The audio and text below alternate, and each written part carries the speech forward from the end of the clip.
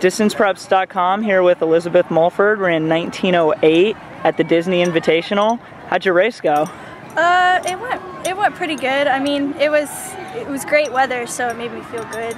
The course was pretty fast, and there was great competition, so that really helped. Well, you come from a really, really good program. We were just looking it up to see how you compared to some of the other girls. You know, Kelly Parrish, she never broke 20 minutes for 5K, and she was a All-American runner for Vanguard. Tori Lawson was a state champion, ran 1908. So do you have any goals for running faster than these girls? I would like to, and I'm just going to keep working and see how far I get, I guess. So did Coach T tell you anything coming into the race? I know you've been having some amazing workouts. Yeah, he told me he knows I could do the 19, and I've been running 20s, and he told me just go for it. Just give me it all. Well, congratulations on your race. Do you have any goals for this season? This season, I'm just trying to take it one step at a time. Okay, well, congratulations, and I look forward to seeing you later on the season. Thank you.